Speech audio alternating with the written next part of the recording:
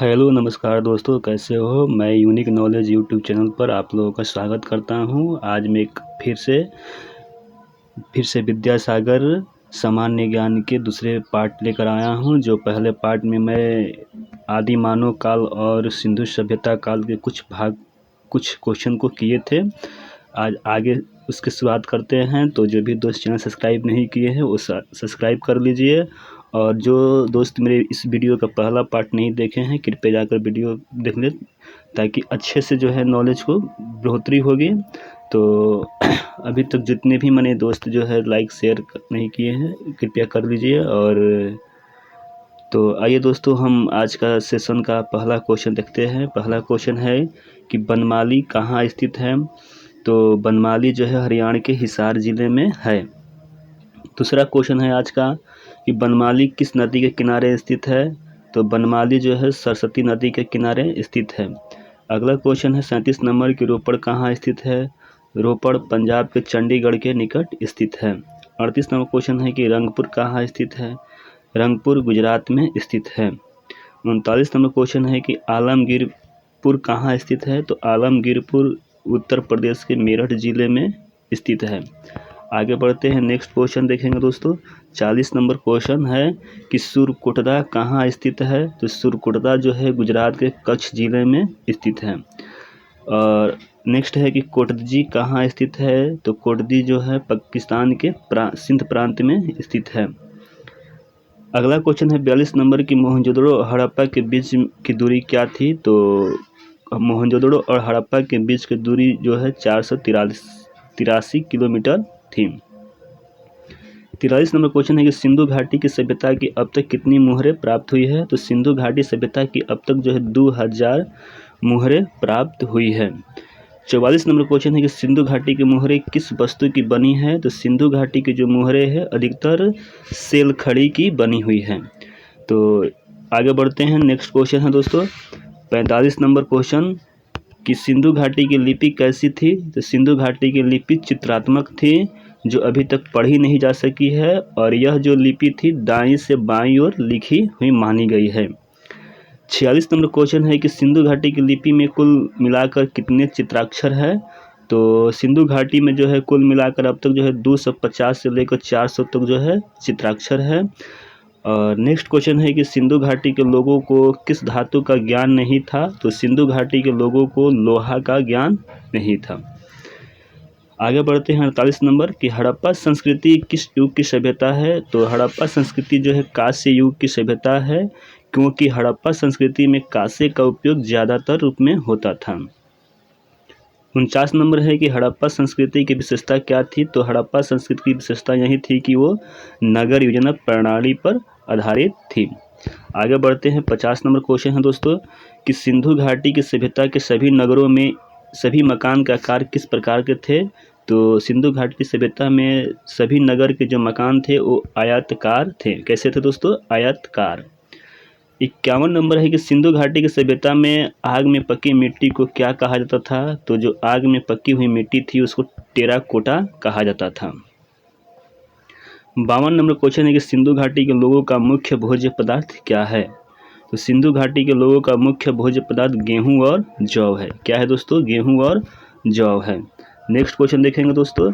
अगला 53 number question है सिंधु घाटी की सभ्यता के लोग किस चीज़ से बनी हंसिया का प्रयोग करते थे। तो सिंधु घाटी के जो लोग हैं जिसे हम लोग हंसुआ बोलते हैं आज के डेट में, तो उस हंसुआ को पत्थर के बनाकर यूज करते थे।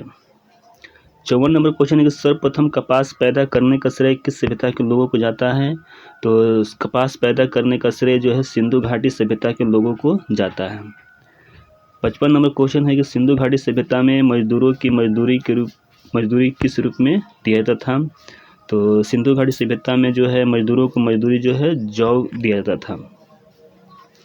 56 नंबर है कि सिंधु घाटी सभ्यता में राजस्व के रूप में किसानों से क्या लिया जाता था। तो सिंधु घाटी सभ्यता में जो राजस्व है यानी टैक्स जो है, टैक्स के रूप में जो है किसानों से अनाज लिया जाता था।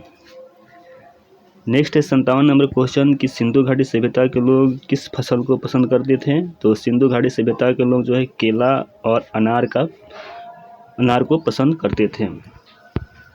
अगला है 58 नंबर क्वेश्चन, सिंधु घाटी सभ्यता में चावल के अवशेष कहाँ पाए जाते हैं? तो सिंधु घाटी सभ्यता में चावल के अवशेष जो है लोथल, रंगपुर, कालीबंगा में पाए जाते हैं। 59 नंबर क्वेश्चन है कि सिंधु घाटी सभ्यता में किस जानवर का आम प्रचलन नहीं था? तो सिंधु घाटी सभ्यता में जो है घोड़ा का प्रचलन नहीं था। 60 नंबर क्वेश्चन है कि सिंधु घाटी सभ्यता के लोगों का सर्वप्रिय पशु कौन सा था? तो सिंधु घाटी सभ्यता के लोगों का सर्वप्रिय पशु कुबड़ वाला सांड था। 61 नंबर क्वेश्चन है कि सिंधु घाटी के लोग बोझा ढोने के लिए किस जानवर का प्रयोग करते थे? तो सिंधु घाटी के लोग बोझा ढोने के लिए ऊंट एवं गदहा का प्रयोग करते थे। 62 नंबर क्वेश्चन है कि सिंधु घाटी में कांसा किस प्रकार बनाया जाता था? तो सिंधु घाटी में कांसा जो है तांबे में टीन मिलाकर बनाया जाता था। 63 नंबर क्वेश्चन है कि सिंधु घाटी में तांबा कहाँ से मंगाया जाता था? तो तांबा जो है राजस्थान के खेतरी से मंगाया जाता था। अगला क्वेश्चन है 64 नंबर कि सिंधु घाटी में टीन कहाँ से मंगाया जाता था? तो सिंधु घाटी में टीन जो है अफगानिस्तान से मंगाया जाता था। 65 नंबर क्वेश्चन है कि सिंधु घाटी के लोग किस प्रकार के कपड़ों का वस्त्र पहनते थे? तो सिंधु घाटी के लोग जो है सूती और ऊनी वस्त्र के कपड़े पहना करते थे। 66 नंबर क्वेश्चन है कि सिंधु घाटी सभ्यता के लोग सोना चांदी किस स्थान से मंगाया करते थे? सिंधु घाटी सभ्यता के लोग जो है सोना चांदी अफगानिस्तान से मंगाया करते थे। नेक्स्ट है कि सिंधु घाटी सभ्यता के लोग रत्न कहाँ से मंगाया करते थे? सिंधु घाटी सभ्यता के लोग जो है रत्न दक्षिण भारत से मंगाया करते थे। 68 नंबर क्वेश्चन है सिंधु घाटी के लोग किस देश से नीले लाजवर्त पत्थर का आयात करते थे? तो सिंधु घाटी के लोग जो है अफगानिस्तान से नीले लाजवर्त पत्थर का आयात किया करते हैं। 69 नंबर क्वेश्चन है कि सिंधु घाटी के लोग किस देश से व्यापार करते थे? तो सिंधु घाटी के लोग जो है दजला फुरात प्रदेश के नगरों के साथ व्यापार करते थे और उस प्रदेश में जो है सुमेर जगह भी था जो बहुत फेमस था। 70 नंबर क्वेश्चन है कि सिंधु घाटी के लोग का मुख्य पेशा क्या था? तो सिंधु घाटी के लोगों का मुख्य पेशा व्यापार और शिल्पकारी जो है मुख्य पेशा था। आगे बढ़ते हैं, नेक्स्ट क्वेश्चन को देखेंगे दोस्तों। नेक्स्ट क्वेश्चन है कि सिंधु घाटी के लोग किस देवता की पूजा करते थे? तो सिंधु घाटी के लोग थे वो पशुपति की पूजा करते थे। अगला है 72 नंबर क्वेश्चन कि सिंधु घाटी के लोग अपने मृतकों का अंतिम संस्कार किस प्रकार किया करते थे? तो सिंधु घाटी के लोग जब मर जाते थे तो उनका अंतिम संस्कार जमीन में दफनाकर करते थे। 73 नंबर क्वेश्चन है कि सिंधु घाटी सभ्यता की सड़कें की मुख्य विशेषता क्या थी? तो सिंधु घाटी की जो सड़क थी एक दूसरे को समकोण पर काटती थी। 74 नंबर क्वेश्चन है कि सिंधु घाटी सभ्यता की इमारतें किस चीज़ की बनी होती थी? तो सिंधु घाटी की जो इमारतें थी वो पक्की ईंटों से बनी हुई होती थी जिसे टेराकोटा कहा जाता था। 75 नंबर क्वेश्चन है कि सिंधु घाटी के लोग मूर्तियों को किस रंग से रंगा करते थे? तो सिंधु घाटी सभ्यता के जो लोग हैं मूर्तियों को लाल एवं काला रंग से रंगा करते थे। 76 नंबर क्वेश्चन देखेंगे दोस्तों। 76 नंबर क्वेश्चन है कि सिंधु घाटी के लोगों के मनोरंजन का मुख्य साधन क्या थे? तो सिंधु घाटी के जो लोग थे वो नाच कूद किया करते थे, मुर्गे की लड़ाई देखते थे एवं शिकार करते थे। इन लोगों का ये जो है उन लोगों का मुख्य मनोरंजन के साधन थे। 77 नंबर क्वेश्चन है कि सिंधु घाटी सभ्यता के स्त्री व पुरुष किस प्रकार के आभूषण पहनते थे? तो स्त्रियां जो है कंगन और हार पहनती थी या पुरुष जो है ताबीज पहना करते थे। 78 नंबर क्वेश्चन है कि मोहनजोदड़ो की मुख्य सड़कों की चौड़ाई क्या थी? तो मोहनजोदड़ो की मुख्य सड़कों की चौड़ाई जो थी 10 मीटर थी। कितना थी दोस्तों? 10 मीटर। 79 नंबर है कि सिंधु घाटी सभ्यता के विकास के समय एशिया और अफ्रीका में कौन कौन सी सभ्यताएं फल फूल रही थी? तो सिंधु घाटी सभ्यता के विकास के समय एशिया और अफ्रीका में जो है निम्नलिखित सभ्यताएं फूल रही थी। जैसे मिस्र की सभ्यता है ये नील नदी घाटी में थी। मेसोपोटामिया की सभ्यता जो है दजला फुरात नदी घाटी में थी और चीन की सभ्यता जो है हांगहो नदी के किनारे थी। 80 नंबर क्वेश्चन है दोस्तों कि सिंधु घाटी के निर्माता कौन थे? तो सिंधु घाटी के निर्माता जो है द्रविड़ लोग थे। 81 नंबर क्वेश्चन है कि सिंधु घाटी सभ्यता के खिलौने किस चीज़ के बने होते थे? तो सिंधु घाटी के सभ्यता के जो खिलौने थे पक्की हुई मिट्टी से बना होता था और पहले बता दें कि जो पक्की हुई मिट्टी थी उसे टेराकोटा के नाम से जाना जाता था। किसके नाम से दोस्तों? टेराकोटा के नाम से जाना जाता था। नेक्स्ट क्वेश्चन देखेंगे दोस्तों कि 82 नंबर कि शिव और लिंग की पूजा की रीतियाँ किस सभ्यता की देन है। तो जो आज हम शिव और उनके लिंग की पूजा किया जाता है तो सिंधु घाटी सभ्यता की ही देन है। 83 नंबर क्वेश्चन है कि स्वास्तिक चिन्ह किस सभ्यता की देन है। तो स्वास्तिक चिन्ह जो है सिंधु घाटी सभ्यता की देन है। 84 नंबर क्वेश्चन है कि सिंधु घाटी के लोग मृतकों के साथ कब्रों में घरेलू सामान क्यों रखते हैं। तो सिंधु घाटी की सभ्यता के लोगों का ऐसा विश्वास था कि मृत्यु के बाद भी कहीं जीवन है, इसलिए जब कोई आदमी मर जाते थे तो उनके साथ जो है कब्र में कुछ घरेलू सामान रख दिया जाता था। 85 नंबर क्वेश्चन है कि सिंधु घाटी सभ्यता कब से कब तक जीवित रही। तो सिंधु घाटी सभ्यता जो है 2500 ईसा पूर्व से लेकर 1500 ईसा पूर्व तक जीवित रही। कहीं कहीं पे जो है 2500 ईसा पूर्व से लेकर 1450 भी मिलता है। तो आप लोग ध्यान देखिएगा, जो ऑप्शन में रहेगा उसके अकॉर्डिंग आप लोग टिक कीजिएगा।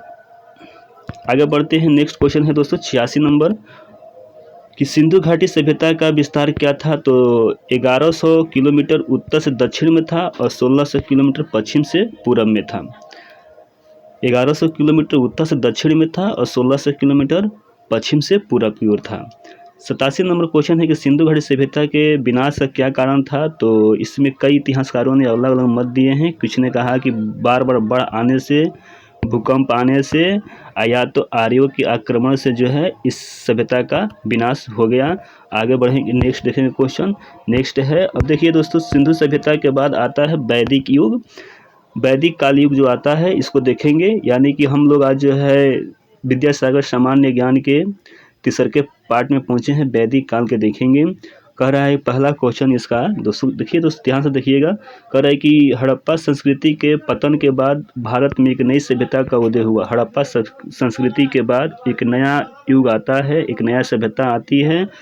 तो उसका नाम क्या था। तो उसका नाम था वैदिक सभ्यता। क्या था दोस्तों? वैदिक सभ्यता। 2 नंबर क्वेश्चन है कि वैदिक सभ्यता के निर्माता कौन थे। तो वैदिक सभ्यता के निर्माता आर्य लोग थे।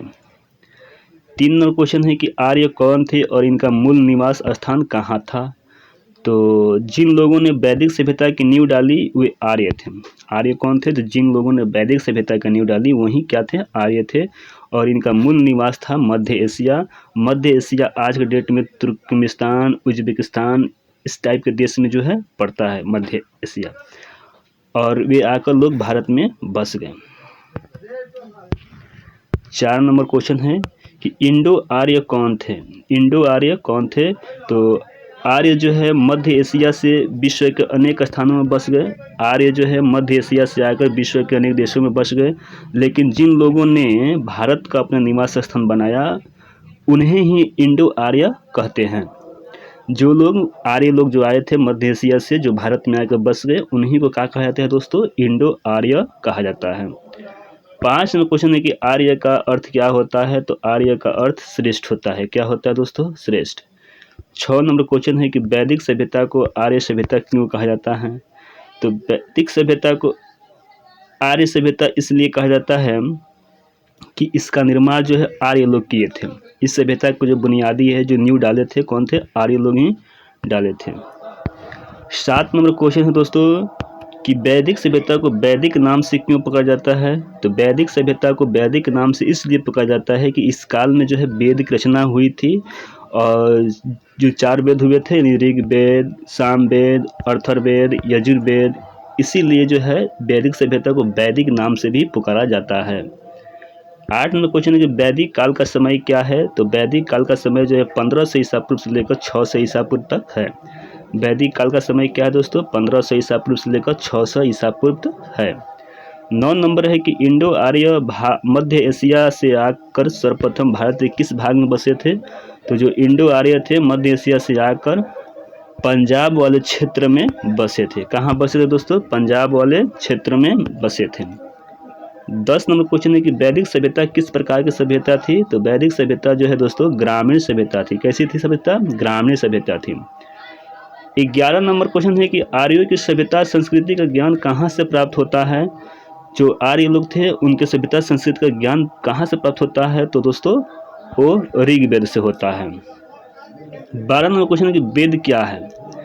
तो वेद जो है आर्यों का धर्म ग्रंथ है। वेद क्या है? वेद आर्यों का धर्म ग्रंथ है। इसका 13 नंबर है कि वेद का अर्थ क्या है? तो वेद का जो अर्थ होता है ज्ञान, पवित्रता एवं आध्यात्मिक ज्ञान। आगे बढ़ेंगे, 14 नंबर क्वेश्चन देखेंगे दोस्तों। 14 नंबर क्वेश्चन है कि वेदों की कुल संख्या कितनी है? तो वेद जो है 4 है, ऋग्वेद, सामवेद, यजुर्वेद और अथर्ववेद। और 15 नंबर सबसे क्वेश्चन है कि सबसे प्राचीन वेद कौन से है? तो सबसे पुराना वेद और प्राचीन वेद क्या है? ऋग्वेद है। आगे देखेंगे दोस्तों, 16 नंबर क्वेश्चन है इसका कि वेदों की रचना किस भाषा में हुई? तो वेदों की जो रचना है संस्कृत भाषा में हुई थी। 17 नंबर क्वेश्चन है कि वेदांग क्या है? तो वेद का वह अंग है जिसमें शिक्षा, कल्प, व्याकरण, ज्योतिष के वर्णन है। वेदांग उसे कहते हैं जिसमें शिक्षा, कल्प, व्याकरण, ज्योतिष के वर्णन है। 18 नंबर क्वेश्चन है कि इंडो आर्य कौन सी भाषा बोला करते थे? तो इंडो आर्य जो है संस्कृत भाषा बोला करते थे। 19 नंबर क्वेश्चन है कि वेदों की रचना किस नदी के किनारे हुई? तो वेदों की रचना सरस्वती नदी के किनारे हुई थी। 20 नंबर क्वेश्चन है कि इंडो आर्य सबसे पवित्र नदी किसे मानते थे? तो इंडो आर्य जो है सबसे पवित्र नदी सरस्वती नदी को मानते थे। 21 नंबर क्वेश्चन है कि वैदिक काल की सबसे प्रमुख नदी कौन सी थी? वैदिक काल की जो सबसे प्रमुख नदी थी वो सिंधु नदी थी। 22 नंबर क्वेश्चन है कि आर्यों का मुख्य पेशा क्या था? तो आर्यों का मुख्य पेशा जो है पशुपालक थे। खेती करना उनका गौण धंधा था। 23 नंबर क्वेश्चन है कि आर्यों के जीवन में सबसे अधिक महत्व किस जानवर का था? तो आर्यों के जीवन में सबसे अधिक महत्व घोड़ा का था। किसका था दोस्तों? घोड़ा का था। 24 नंबर क्वेश्चन है कि आर्य अपने साथ कौन से जानवर लेकर भारत आए थे? तो आर्य अपने साथ घोड़ा लेकर आए थे। 25 नंबर क्वेश्चन है कि वैदिक काल में सर्वप्रिय देवता कौन थे? तो वैदिक काल में सर्वप्रिय देवता इंद्र देवता थे। कौन थे दोस्तों? इंद्र देवता थे। 26 नंबर क्वेश्चन है कि आर्यों के बीच किस वस्तु की लड़ाई हुआ करती थी? तो आर्यों के बीच जो है गाय के लिए लड़ाई हुआ करती थी। 27 नंबर क्वेश्चन है कि आर्य पुरोहितों को दक्षिणा में कौन कौन सी वस्तु दिया करते थे? तो आर्य जो है पुरोहितों को दक्षिणा के रूप में गाय और दासिया को दिया करते थे। 28 नंबर क्वेश्चन है आर्यों ने किस नई धातु की खोज की थी? तो आर्यों ने जो है लोहा की खोज किए थे। 29 नंबर क्वेश्चन है कि आर्य जनजाति सबसे छोटी इकाई कौन सी है? जो आर्य जनजाति थी उसकी सबसे छोटी इकाई क्या थी? तो ग्राम थी। क्या थी दोस्तों? ग्राम। 30 नंबर क्वेश्चन है कि आर्य समाज के कई परिवारों के समूह को क्या कहा जाता था? तो आर्य समाज के कई परिवारों के समूह को ग्राम कहा जाता था। 31 नंबर है कि आर्य समाज के कई ग्रामों के समूह को क्या कहा जाता था? तो आर्य समाज के कई ग्रामों के समूह को विष कहा जाता था। 32 नंबर क्वेश्चन है कि वैदिक युग में सर्वोच्च अधिकारी कौन होता था? तो राजा होते थे। 33 नंबर क्वेश्चन है कि वैदिक काल में राजा के सलाहकार को क्या कहा जाता था? तो वैदिक काल में राजा के सलाहकार को पुरोहित कहा जाता था। नेक्स्ट देखेंगे क्वेश्चन। अगला क्वेश्चन है कि वैदिक काल में 2 महान पुरोहित हुए थे, उनका नाम क्या था? तो वैदिक काल में 2 महान पुरोहित हुए थे, एक वशिष्ठ और दूसरा विश्वामित्र। 35 नंबर क्वेश्चन है कि वैदिक काल में राजा को परामर्श देने वाली संस्थाएं कौन सी थी? तो वैदिक काल में राजा को परामर्श देने वाली संस्थाएं सभा और समिति थी। कौन थी दोस्तों? सभा और समिति। 36 नंबर क्वेश्चन है कि वैदिक काल में परिवार के प्रधान को क्या कहा जाता था? तो वैदिक काल में परिवार के प्रधान को कुलप कहा जाता था। 37 नंबर है कि वैदिक काल में लड़ाकू दलों के प्रधान को क्या कहा जाता था? तो वैदिक काल में लड़ाकू दलों के प्रधान को ग्रामणी कहा जाता था, यानी जो गांव के मुखिया भी होता था।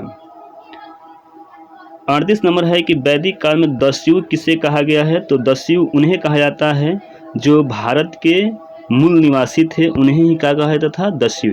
आर्यों के आने के पहले भारत में जो बसने वाले थे, जो मूल निवासी थे, उन्हें क्या कहते थे? दस्यु कहा जाता था। नेक्स्ट 39 नंबर क्वेश्चन देखेंगे दोस्तों। धार्मिक अनुष्ठानों एवं पर्व त्योहारों के अवसर पर वैदिक काल के लोग कौन सा पेय पिया करते थे? तो जब धार्मिक अनुष्ठान होता था या कोई पर्व त्योहार होता था तो वैदिक काल के जो लोग हैं वो सोमरस पिया करते थे। 40 नंबर क्वेश्चन है कि वैदिक काल में समाज कितने वर्णों में विभाजित था? तो वैदिक काल में समाज जो है 4 वर्णों में विभाजित था, ब्राह्मण, क्षत्रिय, वैश्य एवं शूद्र। 41 नंबर क्वेश्चन है कि आर्यों का मुख्य आहार क्या था? तो आर्यों का मुख्य आहार दूध का प्रयोग ज़्यादा किया करते थे। 42 नंबर है क्वेश्चन कि प्राचीन काल के महाकाव्य का नाम क्या है? तो प्राचीन काल के जो महाकाव्य है वो रामायण एवं महाभारत है। 43 नंबर क्वेश्चन है कि वैदिक काल में कबीलाई समाज कितने समूहों में विभाजित थे? तो वैदिक काल में जो कबीलाई समाज थे वो 3 भागों में डिवाइड थे। पहला पुरोहित, दूसरा योद्धा और तीसरा सामान्य लोग थे। 4 नंबर क्वेश्चन है कि उत्तर वैदिक काल का समय क्या है? उत्तर वैदिक काल का समय है 1000 ईसा पूर्व से लेकर 600 ईसा पूर्व तक है। 45 नंबर क्वेश्चन है कि ऋग वैदिक को छोड़कर शेष धर्म ग्रंथों की रचना कब हुई थी? जो ऋग वैदिक है उसको छोड़कर 3 और वेद थे, अथर्ववेद, सामवेद, यजुर्वेद। इनकी जो रचना है उत्तर वैदिक काल में हुई थी। 46 नंबर क्वेश्चन है कि उपनिषद साहित्य क्या है? तो उपनिषद साहित्य एक प्रकार का दार्शनिक साहित्य है। उपनिषद साहित्य एक प्रकार का क्या है दोस्तों? दार्शनिक साहित्य है। उपनिषदों के ज्ञान का सार तत्व है परमात्मा में व्यक्तित्व आत्मा का विलीन होना। उपनिषदों के ज्ञान का सार तत्व है कि परमात्मा में व्यक्तित्व आत्मा का विलीन होना। 47 नंबर क्वेश्चन है कि सत्यमेव जयते शब्द कहाँ से लिया गया है? तो सत्यमेव जयते जो शब्द है मुंडकोपनिषद से लिया गया है। 48 नंबर क्वेश्चन है कि पुराण क्या है और इसकी संख्या कितनी है? तो पुराण एक धर्म ग्रंथ है और जिसकी संख्या 18 है। कितना है दोस्तों? 18 है। 49 नंबर क्वेश्चन है कि लगभग 600 ईसा पूर्व में उत्तर भारत में कितने महत्वपूर्ण राज्य थे, उन्हें क्या कहा जाता था एवं वह आधुनिक किस क्षेत्र का भाग था? तो 600 ईसा पूर्व में उत्तर भारत में 16 गो महाजनपद थे। कितना थे? महाजनपद थे। आगे बढ़ते हैं, देखिए अब उनका निम्न विवरण से देखेंगे कि महाजनपद और उनकी राजधानी और जो आधुनिक क्षेत्र है वो कहाँ है। तो पहला जो है मगध। मगध की जो राजधानी थी गिरिवर्ज या राजगिरी। ये जो आधुनिक क्षेत्र है पटना, गया, आरा। दूसरा है अंग। अंग की राजधानी पड़ती है चंपा। कहाँ पड़ती है दोस्तों? चंपा। और जो आधुनिक क्षेत्र है ये भागलपुर के आसपास का क्षेत्र है। आगे बढ़ते हैं, देखेंगे अगला जो है दोस्तों 3 नंबर वत्स। 3 नंबर क्या है? वत्स। और इसका जो राजधानी था कोसम या कौसम्बी। कहाँ था दोस्तों? कोसम या कौसम्बी। और ये इलाहाबाद के आसपास का क्षेत्र को कहा जाता था। 4 नंबर है काशी। काशी जो है इसकी राजधानी बनारसी या बनारस कहा जाता है और यह जो वर्तमान में है वाराणसी के आसपास का क्षेत्र कहा जाता था। 5 नंबर है कौशल या कौशल। इसकी राजधानी श्रावस्ती या अयोध्या जो वर्तमान में फैजाबाद कहा जाता था। 6 नंबर है अवंती और इसकी राजधानी है उज्जैन या महिष्मती। ये मध्य प्रदेश का जो मालवा क्षेत्र है उसको कहा जाता है। 7 नंबर है पंचाल अहिच्छत। इसकी राजधानी है काम्पिल्य भी इसकी राजधानी है और ये जो है बरेली और फर्रुखाबाद का क्षेत्र को कहा जाता है। 8 नंबर है बजी जो वैशाली और विदेह इसकी राजधानी है। बजी की राजधानी कहाँ है? वैशाली और विदेह जो मुजफ्फरपुर दरभंगा का क्षेत्र पड़ता है। 9 नंबर है चेदी। इसकी राजधानी है शक्तिमती जो उत्तर प्रदेश का आधुनिक बुंदेलखंड का क्षेत्र जो है वर्तमान में है। 10 नंबर देखेंगे दोस्तों मल जो इसकी राजधानी है कुशीनगर या पावा कह सकते हैं और देवरिया और गोरखपुर का जो क्षेत्र है कहलाता था वर्तमान में है। 11 नंबर है गंधार। इसकी राजधानी है तक्षशिला और वर्तमान में ये पाकिस्तान और पेशावर और रावलपिंडी के क्षेत्र को कहा जाता है। 12 नंबर है कम्बोज। इसकी राजधानी है हाटक, राजपुर और जो अफगानिस्तान में पड़ता था और इसकी वर्तमान क्षेत्र जो है राजौरी, कश्मीर, बदख्शा है। 13 नंबर है कुरु और इसकी राजधानी जो है इंद्रप्रस्थ है और आधुनिक जो वर्तमान में इसका क्षेत्र है वो दिल्ली के आसपास का क्षेत्र था। 14 नंबर है सूरसेन और मथुरा इसकी राजधानी है। मथुरा और आसपास का क्षेत्र जो है वर्तमान में है। सूरसेन के बाद 15 नंबर क्वेश्चन है मत्स्य और इसकी राजधानी है विराटनगर और राजस्थान के भरतपुर, जयपुर और अलवर क्षेत्र जो है वर्तमान में है। 16 नंबर है अशमक जिसकी राजधानी है पोतन या पोटली और वर्तमान क्षेत्र ये जो है गोदावरी नदी के किनारे का क्षेत्र है। तो आगे बढ़ते हैं। नोट में दिया है दोस्तों कि असमक जो राज्य है यद्यपि उत्तर भारत में स्थित नहीं था और 16 महाजनपदों की सूची में भी इसका नाम मिलता है। बजी और मल महाजनपद का स्वरूप जो है गणतंत्रात्मक था, यानी यहाँ के जो राजा थे वो जनता के द्वारा चुना जाता था, इसलिए इसको गणतंत्रात्मक कहा गया है और वहाँ ऐसा शासन व्यवस्था था। जबकि 14 महाजनपदों में राजतंत्रात्मक थे, राजा ही शासन करते थे, उनके बेटा से करके शासन किया करते थे 14 महाजनपदों में। 50 नंबर है कि 600 ईसा पूर्व में कौन कौन से जनपद शक्तिशाली थे। तो 600 ईसा पूर्व में जो है कौशल, मगध, वत्स जो है शक्तिशाली जनपद थे। 51 नंबर है क्वेश्चन कि 600 ईसा पूर्व में कौशल, मगध या वत्स के अतिरिक्त एक और शक्तिशाली राज्य था, उसका नाम क्या था। तो अवंती। इसका केंद्र जो है उज्जैनी यानी उज्जैन में था। आगे बढ़ते हैं। 52 नंबर क्वेश्चन है कि अंग राज्य के प्रसिद्ध बंदरगाह क्या था। तो अंग राज्य के प्रसिद्ध बंदरगाह चंपा था।